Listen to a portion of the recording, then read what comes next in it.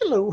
Let me do the little discussion on the first 5 chapters of The Journey to Mars by Gustavus W. Pope, in which we get an introduction, and then to my readers, and then the first 5 chapters where Frederick Hamilton is a officer on a polar expedition ship that gets caught in a storm.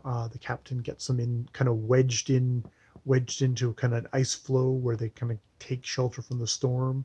Um, the captain sends him, David, a New Zealand native, John, and his John's raven Jack, who is a talking, fairly cognizant raven, to go up over the thing and onto the other side to claim this waters for America, plant the flag and all that stuff, which they do.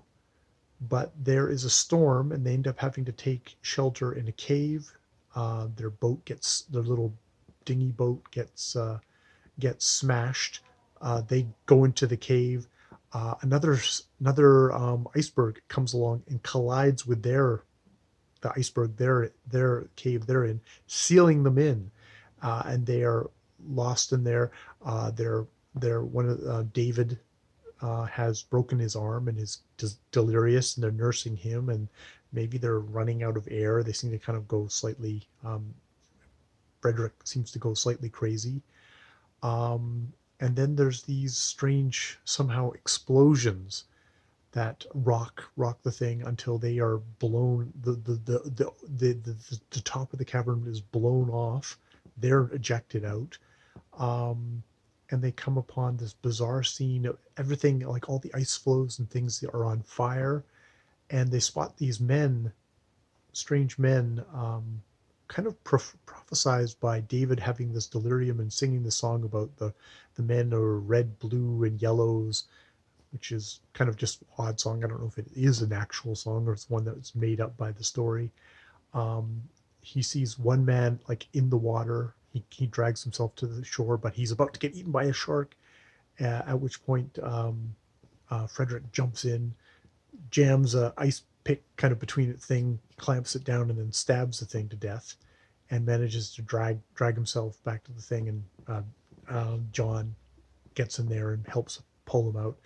They see this man, and there's a big thing kind of made from Frederick going, "Wow, this guy is gorgeous!" Like in a way that, if it wasn't the turn of the century, this would be like somebody who's like, "Oh my God, this guy was so hot. I'm like so hot for him." But it could be just this manly expression of admiring, godlike, you know, chiseled black tressed hair, just amazing. Of this, I think he's of a coppery kind of red tone. Um, at which point, apparently, Frederick has also kind of been injured or exhausted, maybe just from his being trapped in the thing, falls unconscious. And when he awakes, he's being nursed by John in this strange kind of bluish walled room. It's like for like an invalid, and these people have apparently taken them, rescued them. David succumbed to his injuries. He's been out for like a good long time. Like they've been away from the ship. I think he finally calculates it. They've been away from the ship for like 56 days, which I think some of those days were good hunk were in the cavern, but I think he's also just been out.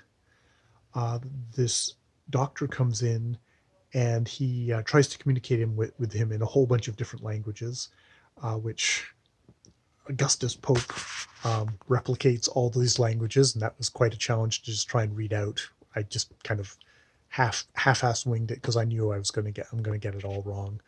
So there's not much point in that, other than the Sprechen die Deutsch and the Italian and the French. I'm just going to be completely hopeless with them.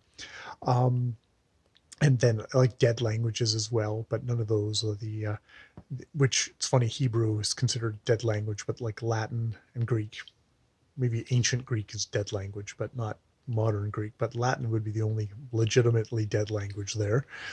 Um, uh, none of those work. And then the beautiful young man comes into the room, the one that they saved, and he takes his hands, and he's like, "Oh, he's a magnetizer." He's like, "He's going to hypnotize me or something like that."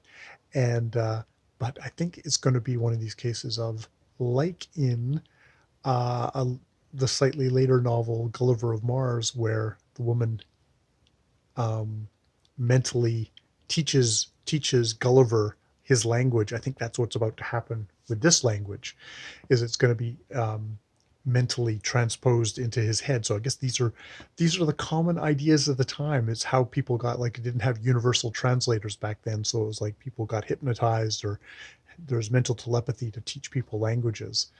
Um, I have definitely having a little bit of difficulty reading John's dialogue, because it's done in a kind of a pigeon kind of dialect, is what they've decided to give John, this New Zealander. So it's like muchy like, and it's like I'm gonna I just for my own purposes of reading this out loud, I can't do kind of what's really just kind of pretty racist kind of stuff. So I'm cutting out a lot of the muchy and likey this and that. But I mean, it's a pigeon English, and I guess I will somewhat honor it. For the most part, I try not to kind of trim out stuff from when stuff I'm reading like that, but it's really grating and really off-putting to read. It's something to just keep in mind as I'm reading it, that, or as I'm when I talk about it, is just like, yeah, John is going to be is the faithful native servant who cries like a child when talking about the death of David. So it's like infantilizing him, giving him kind of a broken English. It's, sort of sucks that way. But so yeah, that's the start. It's interesting that we have a yellow doctor, we have a red handsome young man, or copper red young man. So we've got different races, but they're all on this whatever kind of, they're all in this company together. I assume we're still on the planet Earth. I'm assuming still. I don't think we've made it to Mars yet. Um, but they're up here on the polar down there, up there on the polar ice cap. So no, down there in the South Pole. So they're down there in the South Pole. Is it South Pole? God, I have to check. Maybe it must be the North Pole, because there's no. So Antarctica.